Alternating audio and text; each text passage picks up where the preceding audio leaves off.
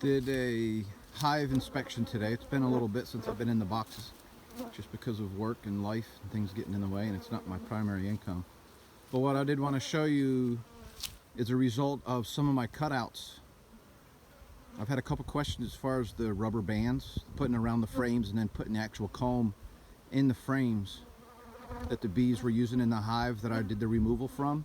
And I'm going to show you what the bees actually do with the rubber bands once they chew through them inside the hive to release the comb once they've attached the comb. Sometimes I actually do it before they attach the comb.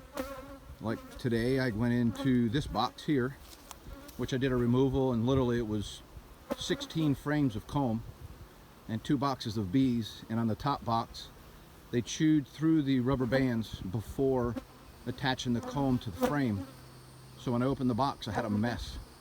I had to rebuild pretty much 6 or 7 of the frames out of 10, and cut comb loose from other pieces of comb that had fallen over on top of each other, and then put new rubber bands in there to reattach it, and I just doubled them up and tripled up some of them, just twisted them together to make them tighter.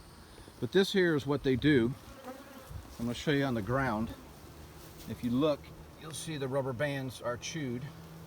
This one's actually a really good example. If you can see that, the notches in it, where they've actually chewed. And then, like this box, there's a rubber band outside on the landing strip that I have. They'll drag it outside of the hive like they've done this one.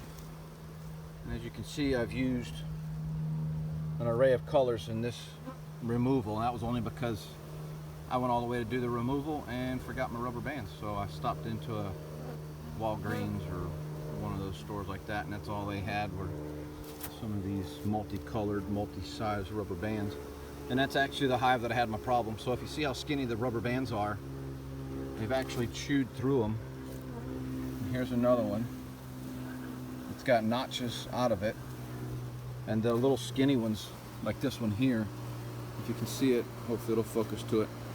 It's pretty brittle. They're small rubber bands. They're more for, I guess, just kid stuff, small things. Here's a rather big one, pretty thick rubber band, and you can see all the way to the end there where they actually chewed through the end of the rubber band, and then they pull it out of the hive and discard it.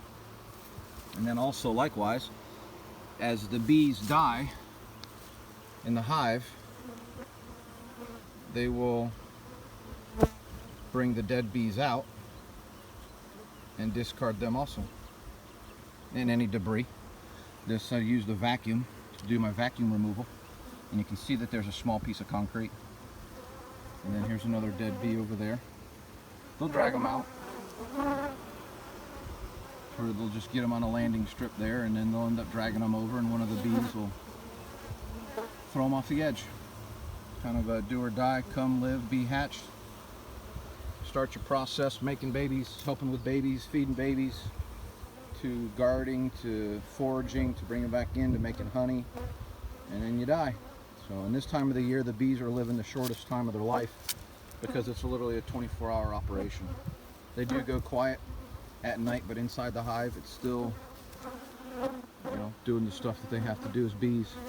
Summer times, they have the shortest lifespan, where in the winter time, they have their longest lifespan because the foraging is much smaller, or less, I guess I should say, not smaller. It's much less. So they do more time maintaining heat and stuff inside the hive, being able to survive over the winter, to start back up in the spring, and to build the hive back up. And there you have it. Have a good day.